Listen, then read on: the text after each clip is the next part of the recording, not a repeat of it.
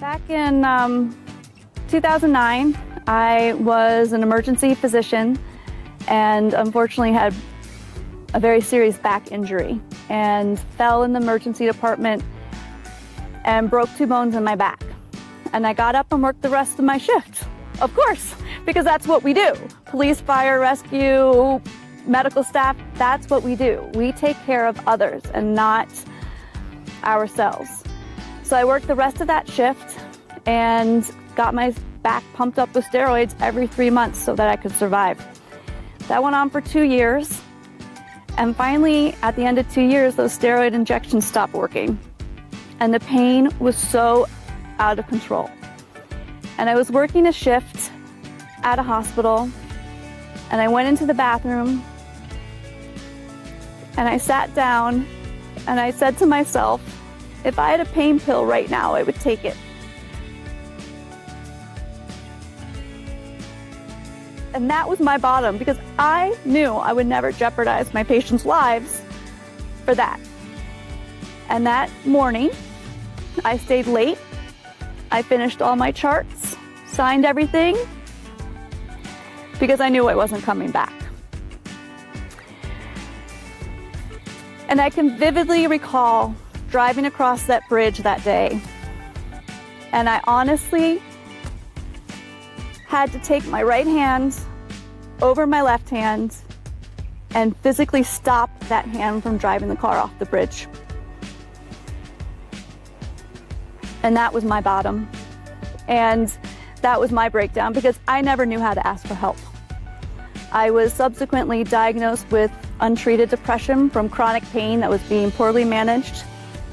They also diagnosed me with post-traumatic stress disorder from multiple events, such as being stalked, having a knife held to my throat, arm broken.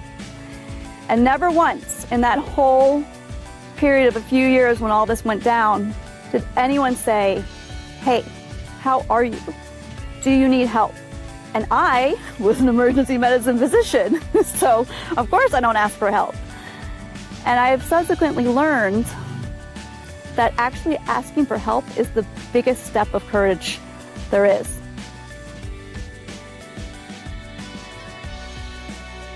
And that is why 4 years ago I started the process of becoming an Equine Gestalt certified coach in the Equine Gestalt coaching method by Melissa Pierce. Because I knew 4 years ago that this is a way that I can help our homegrown heroes, police, fire, rescue, and all of our medical staff to really, take that step back, ask for help.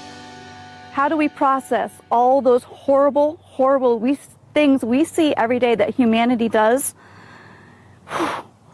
Can't go home and tell it to my husband. Can't go home and tell it to my kids, if I had either one. I just bottled it up. And these guys show me how to release it. And that's what I want to do for you at New Level Healing.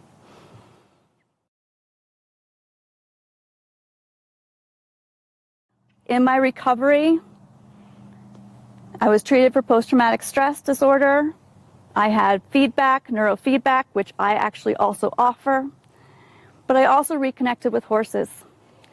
And I had been a wrangler on a dude ranch in Wyoming for 10 summers. Absolutely loved it. Chose my medical school based on the fact that I could go back to the ranch that summer, extra summer, because I had a year off, or the summer off between first and second year. And I learned through a wonderful woman who rescued abused horses that horses are not meant for just riding. Horses are emotional creatures that can heal a human's heart. And when I first met this wonderful horse named Shaman, he started to heal my heart. And that was when I started to get better. Not all the therapy, not all the talking, not the medication. No, these guys healed my heart.